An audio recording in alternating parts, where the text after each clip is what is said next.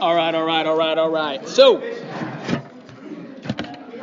some of you guys, you probably thought those videos were dumb, but I hear you guys say stuff like that all the time, and I don't understand what you're talking about. So, watching that, I'm like, me and Carl are like the same age, so it made me realize, like, I'm only 27, but there's a serious, like, gap going on between me and you guys, because I don't know what half that stuff means. We are in part 3 of our discipleship series.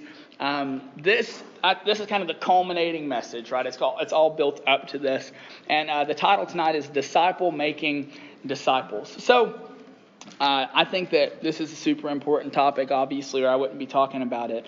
But the things that we kind of want to address tonight are, what is the mark of a disciple? Is there such thing as fake disciples? What do I even mean by disciple-making disciples? And how does this phrase and action, disciple-making disciples, make us the most effective body of believers? So, we'll just start from the get-go. What is the mark of a true disciple, and what are the fruits of a true disciple? Well, Matthew 4:19 says this. It says, "And he said to them, follow me, and I will make you fishers of men." All right, follow me, and I will make you fishers of men. The mark of a true disciple is someone who is willing to give up everything and follow Jesus. All right, that is the mark of a true disciple. Someone that is willing to give up everything in their pursuit of Jesus.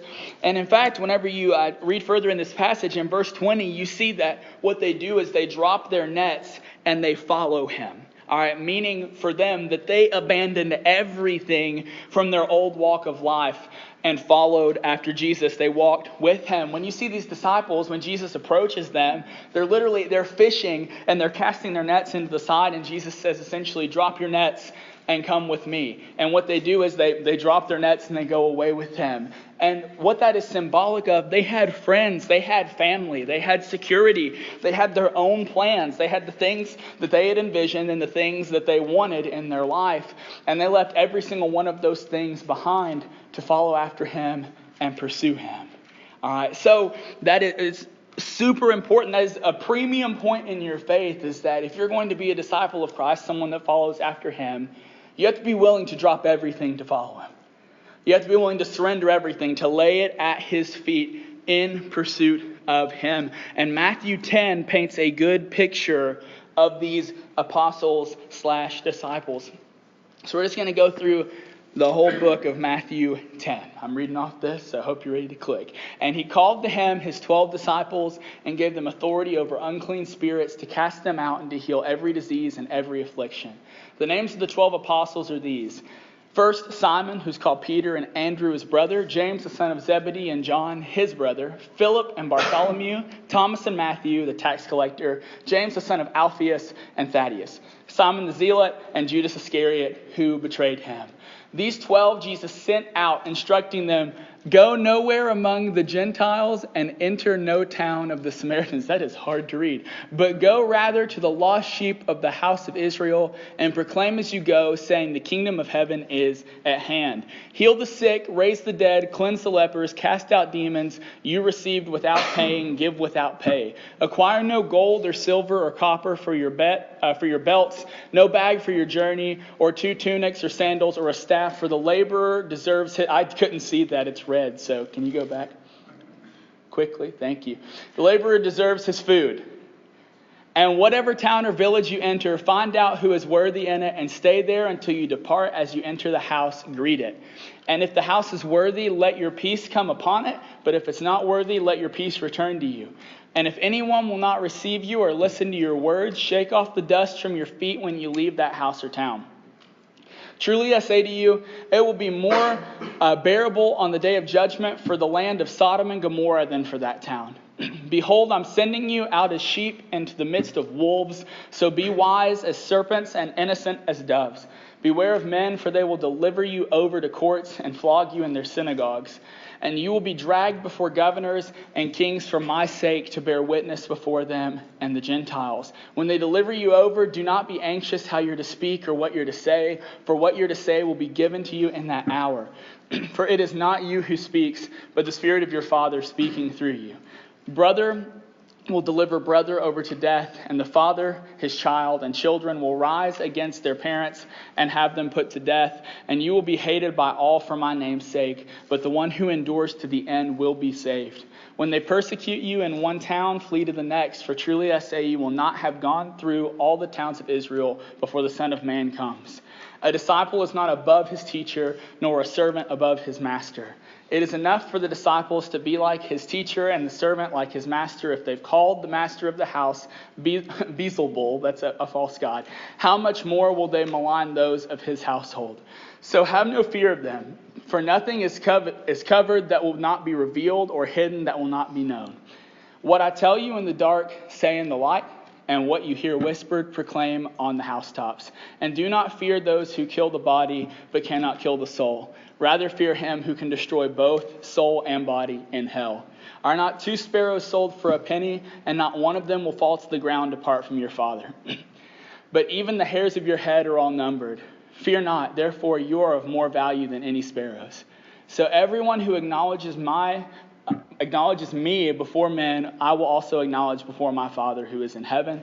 But whoever denies me before men, I also will deny before my Father who is in heaven. Do not think that I've come to bring peace to the earth. I've not come to bring peace, but a sword. For I've come to set man against his father, and a daughter against her mother, and a daughter-in-law against her mother-in-law. And a person's enemies will be those of his own household. Whoever loves father or mother more than me is not worthy of me, and whoever loves son or daughter more than me is not worthy of me. And whoever does not take his cross and follow me is not worthy of me. Whoever finds his life will lose it, and whoever loses his life for my sake will find it. Whoever receives you receives me, and whoever receives me receives him who sent me.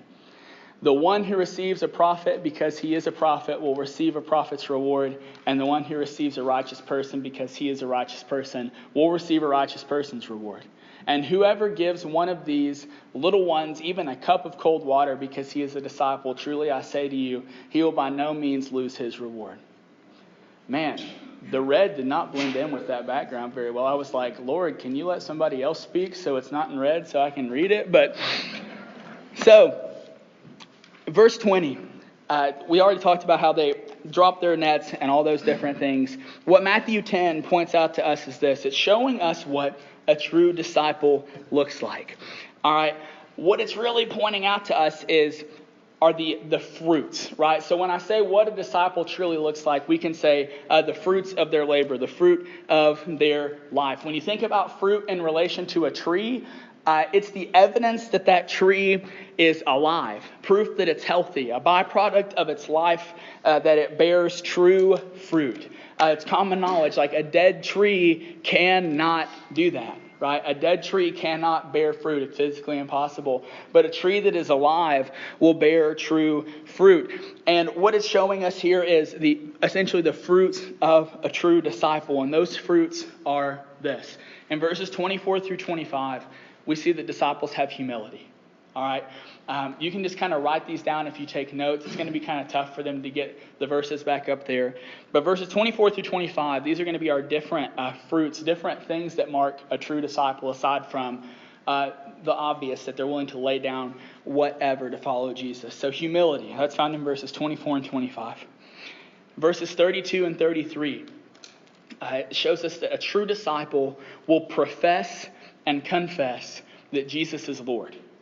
All right, so they will profess and confess that Jesus is Lord. Verses 34 through 39 shows that true disciples will face opposition with faith and grace. All right, true disciples will face opposition with faith and grace, which is totally countercultural to how the world goes against opposition. Verse 37 shows us that they will love Jesus more than their family. All right, they will love Jesus more than their family. Verses 38 through 39 shows us that they will love Jesus more than life. All right, they will love Jesus more than life. Verses 40 through 42, it tells us that true disciples will receive a reward. Not that they might, but they will. All right, so a true disciple will receive a reward. And then Matthew 11:1, something that we didn't read, it shows us that true disciples will serve. All right, they will serve. It's not an if they feel like it or when they get around to it. It's that they will do it. And it's up on the screen. But they will do that. So, to run through those real quick, the mark of a true disciple is that they will abandon everything and follow Jesus. And the fruits of a true disciple, the proof of a true disciple, is that they practice humility, they profess and confess that Jesus is Lord, they face opposition with faith and grace, they love Jesus more than their family, they love Jesus more than their life, they will receive a reward, and they will serve. So now that we know what a real disciple looks like, is there such thing as a fake one? Is it possible for there to be fake disciples? The definition of a disciple is that they're a student or a follower or someone who is in pursuit of someone else. They're in pursuit of something. So this is going to get a little tricky, but just trek with me through this, all right? Being discipled should lead to salvation. It should. All right? As in, we learn of God, we discover His goodness, and we're drawn in by the Spirit. So then we have an opportunity to accept Christ as Lord of our life. Right? Where we then have that opportunity. But there are those who can become part of a movement, become a student who learns but never loves, and people who follow a religion but never develop a relationship.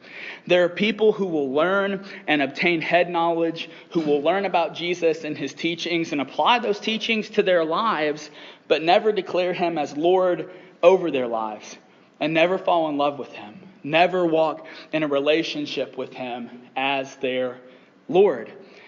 And that can sound harsh or even scary, maybe even a little bit crazy when you think about that. Or at least if you actually think about it, it can. Like someone who has developed this knowledge, who knows who God is, knows things about Him, have even taken His teachings and applied some of those teachings to their lives so that they walk differently and act differently. Those people could not inherit the kingdom of God because they never actually developed a relationship with Christ. They had head knowledge but never had a heart change. They identified who He was but never entered into a relationship with Him. See, that's the difference in Christianity and all other world religions, is that you have religiosity and everything else which says, climb your way up to me and prove yourself worthy. Whereas Christianity says, I came down to you because I love you and I want a relationship with you. I want you to know me. I want you to walk with me. I want you to be with me. I want you to live life to the fullest through me. So if we don't enter into that relationship with Him, if we don't declare Him as Lord over our life, ask Christ to be our King, to be our Lord, to be the one who is in control, where we lay everything to Him, then we're not children of God. We're not walking with Him no matter how much we know. So we have to be in that relationship with Him. So our proof of that is an easy person to look at in Scripture. It's Judas, right? Who was mentioned earlier as the one who betrayed Christ. Judas was one of the 12. He followed Jesus everywhere. This is a mind-blowing fact to me when you actually break some of this stuff down. Judas was the dude that carried the money around for the disciples. He was literally the money man. And that's the very thing that he betrayed Christ for, was money. And Jesus knew him and loved him, even though He knew he would never believe in Him. And said, I love you so much that I'm willing to allow you to carry the very thing that you're going to give me up for around in your pocket for the entire time that we're together. That's a mind-blowing thing. Have you ever thought about the fact that Judas, who betrayed Him, who sold Him out, witnessed every single miracle, heard every single teaching, and literally walked step for step with Jesus? He was there for everything. He saw everything. He understood all of it. But he wasn't a Christian. But he was a disciple. All right? Do you understand where we're going with this? He never got to the point of accepting Christ as Lord of his life. He just saw Him as Jesus, who I'm walking with, who does these things, but at the end of the day, it's not worth it for me. I love wealth. I love money. I love myself more than I'm ever going to love him. And there are so many people who are going to die on this planet walking in those same shoes.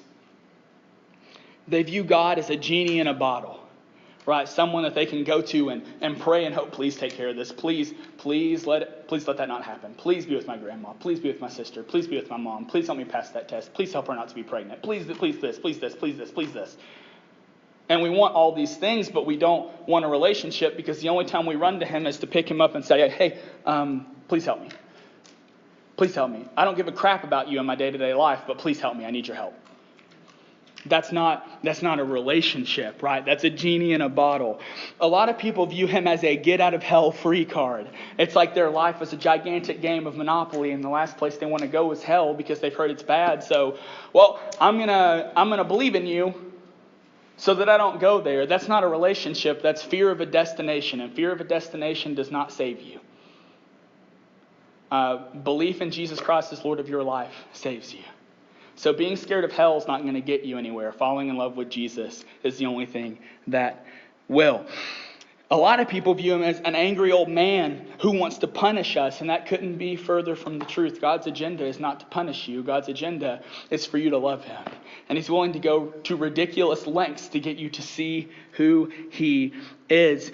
Or even some people look at him as a figure who had some good ideas that they might want to put to practice. Like, Jesus was a pretty okay guy. He did some pretty cool things. I respect Jesus. What a dude. Well, if your view of him is that he was a dude that did good things, that's not the proper view.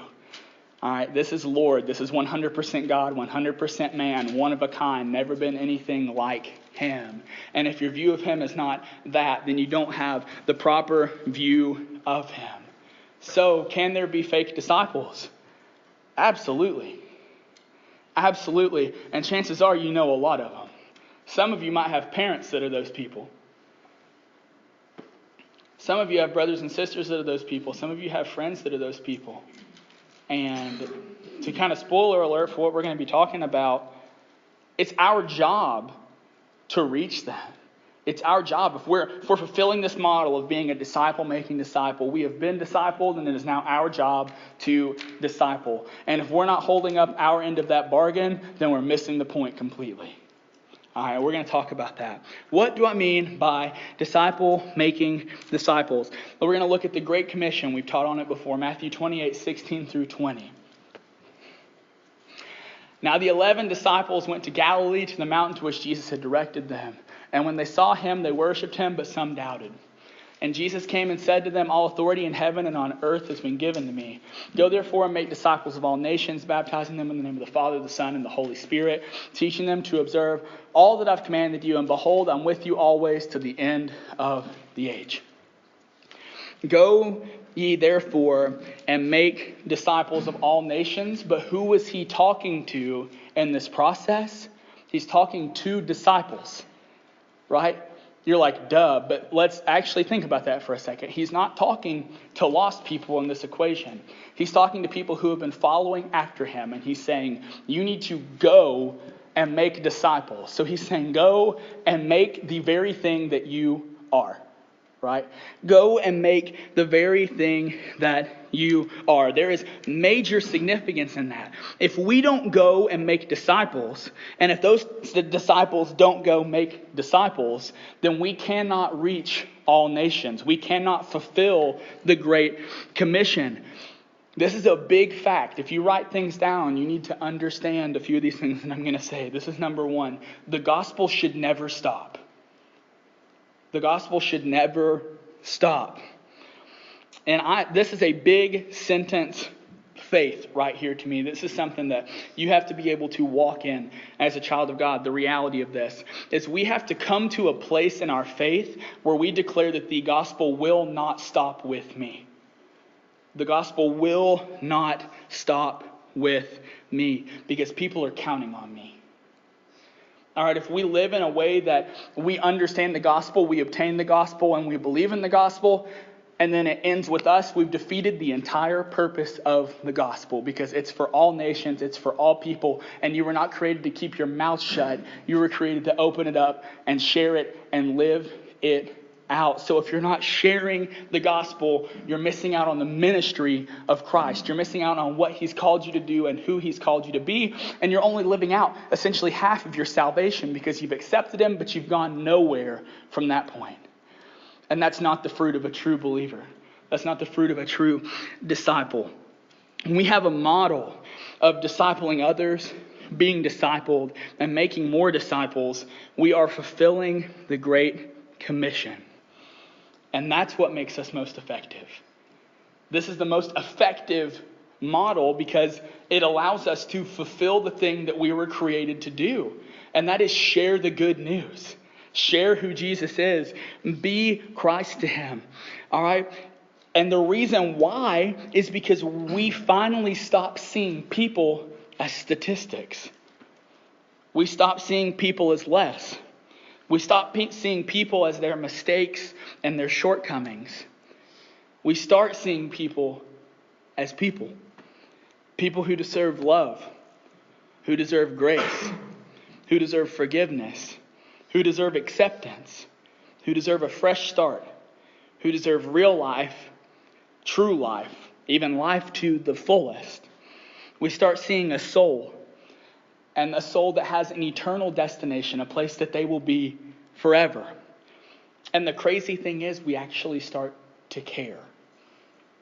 If we live in an existence where we don't care about anyone, how can we claim to know a God that deeply cares about us?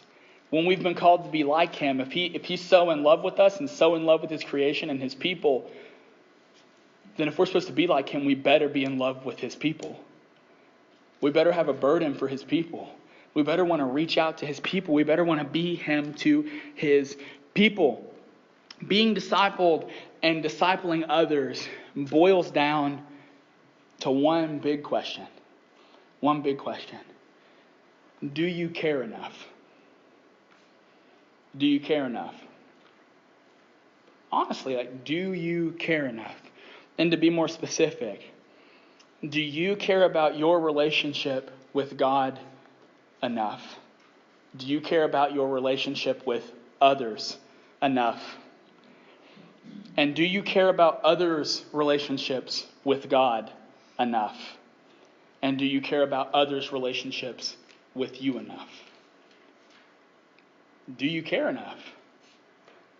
Because at the end of the day, if you don't care, then you need to get back to square one. You need to evaluate, do you really understand this God that you say that you believe in if you don't give a crud about other people? Because he cares a lot about other people. That's why he sent his son to die for humanity, because he's madly in love with people. And if we're going to be disciple-making disciples, then we have to care enough. We have to care enough to love people that we don't like, to extend a hand to somebody that we hate, to be in fellowship with people that bother us and get on our nerves that we haven't seen eye to eye with, because those people are a lot more than their annoyances to you. Those people are people. Those people have a soul. Those people have a destination. And the fact of the matter is, you don't know what's going on behind closed doors for those people. For all you know, their home life could be hell. And you have no idea, because you've never even gotten to know them a little bit. You have no idea what somebody's going through. Man, if we want to be the most effective church, and by church, I don't mean Sullivan Baptist Church, but it can apply to us. I mean Christians worldwide. If we want to be the most effective church, then we have to be discipled, and then we have to disciple. And whenever we disciple, the people that we disciple then have to disciple. And that cycle has to continue on and on and on and on in order for us to have any hope of reaching all nations, have any hope of reaching the surrounding streets, your neighbor, your classmate. If we're not disciple-making disciples, then we will fail miserably at the task that God has laid before us. And it's the most important task ever in the history of the world. As a Christian, you've been given the most important responsibility in the history of existence. And that responsibility is knowing the good news, knowing the cure to eternity, knowing the key to heaven that you can bestow to people, right? That you can share with people. You can create opportunities for people. And the fact of the matter is, you have to care enough to give it to them. You have to care enough to talk to them. You have to care enough to extend your hand to them and love them.